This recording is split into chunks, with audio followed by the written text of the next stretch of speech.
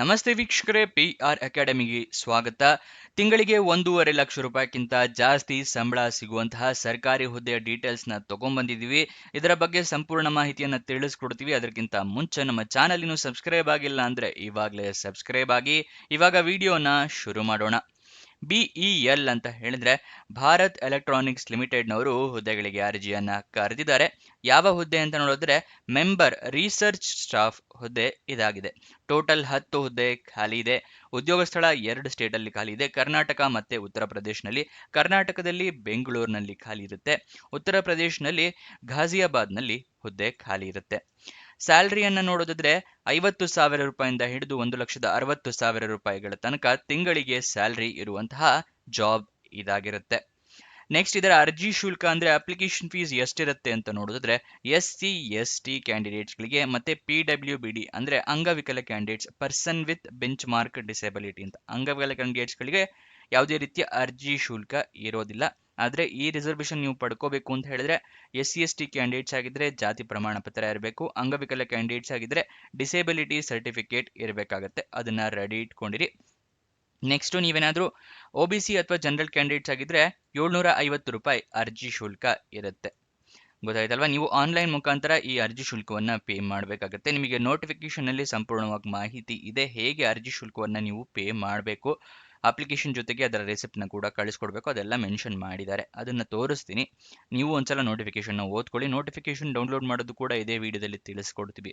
Selection ಪ್ರೋಸೆಸ್ನ ವಿವರ ನೋಡಿದ್ರೆ return test ಇರುತ್ತೆ, ಅಂದ್ರೆ ಲಿಖಿತ ಪರೀಕ್ಷೆ ಇರುತ್ತೆ. ಅದಾದ ನಂತರ ಸಂದರ್ಶನ ಇರುತ್ತೆ, ಅಂದ್ರೆ ಇಂಟರ್ವ್ಯೂ ಇರುತ್ತೆ. ಇದಿಷ್ಟು ಸೆಲೆಕ್ಷನ್ ಪ್ರೋಸೆಸ್ನ ವಿವರ. ನೆಕ್ಸ್ಟ್ ನಿಮಗೆ ಅರ್ಜಿಯನ್ನು ಹೇಗೆ ಹಾಕೊಳ್ಳೋದು ಅನ್ನೋದನ್ನ ತಿಳಿಸ್ಕೊಡ್ತಾ ಇದ್ದೀವಿ. ಅರ್ಜಿಯನ್ನು ಹೇಗೆ ಹಾಕೋಬೇಕು ಅಂತ ಹೇಳಿದ್ರೆ ಆಫ್ಲೈನ್ ಮೂಲಕ ನೀವು ಅರ್ಜಿಯನ್ನ ಹಾಕೋಬೇಕಾಗತ್ತೆ. ಆಫ್ಲೈನ್ ಮೂಲಕ ಅಂದ್ರೆ ಹೇಗೆ ಅಂತ ಗೊತ್ತಿರಲ್ಲ ಕೆಲವು ವೀಕ್ಷಕರಿಗೆ, ತಿಳಿಸ್ತಾ ಇದ್ದೀನಿ. ನಿಮಗೆ ಒಂದು ಅಪ್ಲಿಕೇಶನ್ ಫಾರಂ ಸಿಗುತ್ತೆ, ಅದನ್ನ ಡೌನ್ಲೋಡ್ ಮಾಡ್ಕೊಂಡು ಪ್ರಿಂಟ್ಔಟ್ ತಗೊಂಡು ಅದರಲ್ಲಿ ಎಲ್ಲ ಡೀಟೇಲ್ಸ್ನ ಫಿಲಪ್ ಮಾಡಿ ಅದರ ಜೊತೆಗೆ ನಿಮ್ಮ ಎಲ್ಲ ಡಾಕ್ಯುಮೆಂಟ್ಸ್ನ ಜೆರಾಕ್ಸ್ ಕಾಪಿಯನ್ನ ಅಟ್ಯಾಚ್ ಮಾಡಿ ಒಂದು ಅಡ್ರೆಸ್ಸಿಗೆ ಕಳಿಸ್ಕೊಡ್ಬೇಕು. ಪೋಸ್ಟ್ ಮುಖಾಂತರ ಅಥವಾ ಕೊರಿಯರ್ ಮುಖಾಂತರ ಅಥವಾ ಅಡ್ರೆಸ್ ಹತ್ತಿರ ಇದ್ರೆ ಖುದ್ದಾಗಿ ಹೋಗಿ ಕೂಡ ಕೊಡಬಹುದು. ಈ ಪ್ರೋಸೆಸ್ನ ಆಫ್ಲೈನ್ ಮೂಲಕ ಅರ್ಜಿ ಹಾಕೋದು ಅಂತ ಹೇಳ್ತಾರೆ. ಅಪ್ಲಿಕೇಶನ್ ಡೌನ್ಲೋಡ್ ಮಾಡೋದು ಕೂಡ ಇದೇ ವಿಡಿಯೋದಲ್ಲಿ ನಿಮಗೆ ಮುಂದೆ ತಿಳಿಸ್ಕೊಡ್ತೀವಿ. ಅದಕ್ಕಿಂತ ಮುಂಚೆನೇ ಹೇಳಿದಾಗೆ ನೋಟಿಫಿಕೇಶನ್ ಓದೋದು ಮರಿಬೇಡಿ. ಏನೇನು ಎಲಿಜಿಬಿಲಿಟಿ ಕ್ರೈಟೀರಿಯಾ ಇದೆ ಅಂತ ತಿಳ್ಕೊಂಡ ನಂತರ ಅರ್ಜಿಯನ್ನ ಹಾಕೊಳ್ಳಿ. ನಿಮ್ಮ ಅಪ್ಲಿಕೇಶನ್ನಲ್ಲಿ ಇಮೇಲ್ ID, ಮೊಬೈಲ್ ನಂಬರ್ನ ಕರೆಕ್ಟಾಗಿ ಮೆನ್ಷನ್ ಮಾಡಿ. ನಿಮ್ಗೆ ಏನಾದರೂ ಜಾಬ್ ಸಿಕ್ಕರೆ ಇಮೇಲ್ ಅಥವಾ SMS ಮುಖಾಂತರ ಅವರು ತಿಳಿಸ್ಕೊಡ್ತಾರೆ. ನೆಕ್ಸ್ಟ್ ಯಾವ್ಯಾವ ಡಾಕ್ಯುಮೆಂಟ್ಸ್ ಬೇಕು ಅಂತ ಹೇಳ್ತಾ ಇದ್ದೀನಿ. ಮೊದಲನೇದಾಗಿ ID ಪ್ರೂಫ್ ಬೇಕಾಗತ್ತೆ. ಆಧಾರ್ ಕಾರ್ಡ್, ವೋಟರ್ ID ಅಥವಾ ಪಾನ್ ಕಾರ್ಡ್. ಎಜುಕೇಷನ್ ಕ್ವಾಲಿಫಿಕೇಷನ್ಗೆ ನಿಮ್ಮ ಮಾರ್ಕ್ಸ್ ಕಾರ್ಡು, ಸರ್ಟಿಫಿಕೇಟ್ಸು, ನಿಮ್ಮ ಪಾಸ್ಪೋರ್ಟ್ ಸೈಜ್ ಫೋಟೋ, ನಿಮ್ಮ ರೆಸ್ಯೂಮೆ, ಎಕ್ಸ್ಪೀರಿಯನ್ಸ್ ಏನಾದರೂ ಇದ್ದರೆ ಎಕ್ಸ್ಪೀರಿಯನ್ಸ್ ಸರ್ಟಿಫಿಕೇಟ್, ಏಜ್ ಪ್ರೂಫಿಗೆ SLC ಮಾರ್ಕ್ಸ್ ಕಾರ್ಡ್ ಅಥವಾ ಡೇಟ್ ಆಫ್ ಬರ್ತ್ ಸರ್ಟಿಫಿಕೇಟ್. ಇದಿಷ್ಟನ್ನ ರೆಡಿ ಇಟ್ಕೊಂಡಿರಿ. ಆಮೇಲೆ ಅಪ್ಲಿಕೇಶನ್ ಫಿಲಪ್ ಮಾಡಿ. ತಪ್ಪಾಗಿದ್ರೆ ಅದರಲ್ಲೇ ಕಾಟ್ ಹೊಡೆದು ತಿದ್ದುಪಡಿ ಮಾಡೋದಕ್ಕೆ ಹೋಗಬೇಡಿ. ಹೊಸ ಅಪ್ಲಿಕೇಶನ್ ಫಾರಮ್ನ ಫಿಲಪ್ ಮಾಡಿ ಅಪ್ಲಿಕೇಶನ್ನ ಕಳಿಸ್ಕೊಡಿ. ಯಾವ ಅಡ್ರೆಸ್ಸಿಗೆ ಕಳಿಸ್ಕೊಡ್ಬೇಕು ಅಂತ ತಿಳಿಸ್ತಾ ಇದ್ದೀನಿ. Deputy general manager HR&A/CRL, central research laboratory, Bharat Electronics Limited, site 4, industrial area, Sahibabad, Ghaziabad 201010, Uttar Pradesh. ಈ ಅಡ್ರೆಸ್ಸಿಗೆ ತಲುಪೋ ಥರ ನೀವು ವ್ಯವಸ್ಥೆ ಮಾಡ್ಕೋಬೇಕಾಗುತ್ತೆ. ಈ ಅಡ್ರೆಸ್ ಬೇಕು ಅಂತ ಹೇಳಿದ್ರೆ ಇದನ್ನ ಸ್ಕ್ರೀನ್ಶಾಟ್ ತಗೊಳ್ಳಿ. ಇದು ನೋಟಿಫಿಕೇಶನ್ ಅಲ್ಲೂ ಕೂಡ ಇರುತ್ತೆ. ಅಪ್ಲಿಕೇಶನ್ ಓಪನ್ ಆಗಿ ದಿನಾಂಕ 25 ಫೆಬ್ರವರಿ 2026, ಕೊನೆಯ ದಿನಾಂಕ 2 ಏಪ್ರಿಲ್ 2026. ಅಷ್ಟರೊಳಗಡೆ ಅರ್ಜಿ ತಲುಪೋ ಥರ ನೀವು ವ್ಯವಸ್ಥೆ ಮಾಡ್ಕೋಬೇಕಾಗತ್ತೆ. ಅಫಿಷಿಯಲ್ ನೋಟಿಫಿಕೇಶನ್ ಮತ್ತು ಅಪ್ಲಿಕೇಶನ್ ಫಾರಂ ಡೌನ್ಲೋಡ್ ಮಾಡೋದು ತಿಳಿಸ್ಕೊಡ್ತಾ ಇದ್ದೀನಿ, ಗಮನ ಕೊಟ್ಟು ನೋಡ್ಕೊಳ್ಳಿ. ಡಿಸ್ಕ್ರಿಪ್ಷನ್ ಮತ್ತು ಕಮೆಂಟ್ ಬಾಕ್ಸ್ನಲ್ಲಿ 2ನೇ ಲಿಂಕ್ ಇದೆಯಲ್ಲ ಅದನ್ನು ಕ್ಲಿಕ್ ಮಾಡಿ. ಈ BEL ಜಾಬ್ ಡೀಟೇಲ್ಸ್ ಓಪನ್ ಆಗುತ್ತೆ. ಅಲ್ಲಿ ಸ್ಕ್ರೋಲ್ ಡೌನ್ ಮಾಡಿ ಫುಲ್ ಕೆಳಗಡೆ ಬನ್ನಿ. ಅಫಿಷಿಯಲ್ ನೋಟಿಫಿಕೇಶನ್ ಅಂತಿದೆಯಲ್ಲ ಅದರ ಪಕ್ಕದಲ್ಲೇ ಕ್ಲಿಕ್ ಹೇರ್ ಅನ್ನೋದನ್ನು ಕ್ಲಿಕ್ ಮಾಡಿದ್ರೆ ನಿಮಗೆ ನೋಟಿಫಿಕೇಶನ್ ಓಪನ್ ಆಗುತ್ತೆ.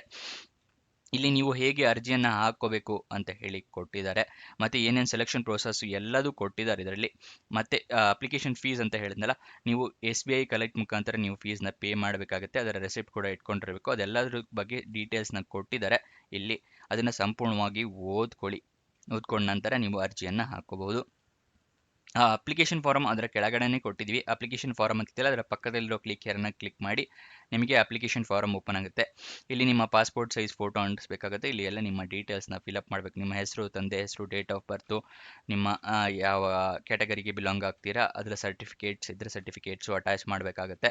ಇದೆಲ್ಲದನ್ನು ನೀವು ಫಿಲಪ್ ಮಾಡಿ ಅದರ ಕೆಳಗಡೆ ನಿಮ್ಮ ಸಿಗ್ನೇಚರ್ ಆಫ್ ದ ಕ್ಯಾಂಡಿಡೇಟ್ ಅಂತಿದೆಯಲ್ಲ ಇಲ್ಲಿ ನಿಮ್ಮ ಸಿಗ್ನೇಚರು, ಇಲ್ಲಿ ಯಾವ ದಿನಾಂಕ ಕಳಿಸ್ತಾ ಇದ್ದೀರಾ, ಯಾವ ಪ್ಲೇಸು ಅದನ್ನು ಮೆನ್ಷನ್ ಮಾಡಿ. ಮತ್ತೆ ನಾನು ಏನು ಹೇಳಿದ್ನಲ್ಲ ಅದರೆಲ್ಲ ಮಾಸ್ ಕಾರ್ಡ್ ಏನೇನು ಡಾಕ್ಯುಮೆಂಟ್ಸ್ ಬೇಕು ಅಂತ ಇಲ್ಲಿದೆ ಅದಷ್ಟನ್ನು ನೀವು ರೆಡಿ ಮಾಡಿ ಇಟ್ಕೊಳ್ಳಿ. ಜೆರಾಕ್ಸ್ ಕಾಪಿಯನ್ನು ತೆಗೆದಿಟ್ಕೊಳ್ಳಿ. ಗೊತ್ತಾಯ್ತಲ್ವ ಅರ್ಜಿಯನ್ನು ಹೇಗೆ ಹಾಕೋಬೇಕು ಅಂತ ಹೇಳಿ. ಅಫಿಷಿಯಲ್ ವೆಬ್ಸೈಟ್ ಅಡ್ರೆಸ್ ಬೇಕು ಅಂದರೆ BEL-India.in ಇದು ಅಫಿಷಿಯಲ್ ವೆಬ್ಸೈಟ್ನ ಅಡ್ರೆಸ್ ಆಗಿರುತ್ತೆ. ನೆಕ್ಸ್ಟ್ ಅಫಿಷಿಯಲ್ ವೆಬ್ಸೈಟಿಂದನೂ ನೀವು ಹೋಗಿ ಜಾಬ್ ಡೀಟೇಲ್ಸ್ನ ತಿಳ್ಕೊಬಹುದು. ನೆಕ್ಸ್ಟ್ ಇದರ ವಯೋಮಿತಿಯ ಡೀಟೇಲ್ಸ್ ನೋಡಿದರೆ ಮ್ಯಾಕ್ಸಿಮಮ್ 37 ವರ್ಷದವರ ತನಕ ಅರ್ಜಿಯನ್ನು ಹಾಕಬಹುದು. ವಯೋಮಿತಿಯ ಸಡಿಲಿಕೆ ಕೊಟ್ಟಿರೋದಿಲ್ಲ. ಎಜುಕೇಷನ್ ಕ್ವಾಲಿಫಿಕೇಷನ್ ವಿವರ ತಿಳಿಸೋದಾದರೆ PhD ಆಗಿರೋರು ಅರ್ಜಿಯನ್ನು ಹಾಕೋಬಹುದು. ಇದಿಷ್ಟು ಈ ಜಾಬ್ನ ವಿವರ. ನಿಮಗೆ ಪ್ರತಿದಿನ ನಮ್ಮ ವೆಬ್ಸೈಟಿಂದನೇ ಜಾಬ್ ಡೀಟೇಲ್ಸ್ ತಿಳಿಸ್ಕೊಡೋದು prgovernmentjobs.com ಅಂತ ಹೇಳಿ. ಇದರ ಲಿಂಕು ಡಿಸ್ಕ್ರಿಪ್ಷನ್ ಮತ್ತು ಕಮೆಂಟ್ ಬಾಕ್ಸ್ ನಿಮ್ಮ ಮೊದಲನೇ ಲಿಂಕ್ ಆಗಿದೆ. ಅಲ್ಲಿಂದ ಕ್ಲಿಕ್ ಮಾಡಿ ಹಲವಾರು ಜಾಬ್ಸ್ಗೆ ಅಪ್ಲೈ ಮಾಡಿ. ಮತ್ತೆ ನೀವಿನ್ನೂ ನಮ್ಮ ವಾಟ್ಸಪ್ ಮತ್ತು ಟೆಲಿಗ್ರಾಮ್ ಚಾನಲ್ ಜಾಯ್ನ್ ಆಗಿಲ್ವಾ? ಇವಾಗಲೇ ಜಾಯ್ನ್ ಆಗಿ. ಇದೇ ವೆಬ್ಸೈಟಲ್ಲಿ ಈ ರೀತಿ ಬಟನ್ಸ್ ಇದೆ. ಇಲ್ಲ ಅಂತ ಹೇಳಿದ್ರೆ ಡಿಸ್ಕ್ರಿಪ್ಷನಲ್ಲೂ ಕೂಡ ವಾಟ್ಸಪ್ ಟೆಲಿಗ್ರಾಮ್ನ ಲಿಂಕ್ನ ಕೊಟ್ಟಿದ್ದೀವಿ. ಅಲ್ಲಿಂದ ಕ್ಲಿಕ್ ಮಾಡಿ ಕೂಡ ಜಾಯ್ನ್ ಆಗಿ ಪ್ರತಿದಿನ ಜಾಬ್ ಲಿಂಕ್ನ ಪಡ್ಕೊಳ್ಳಿ.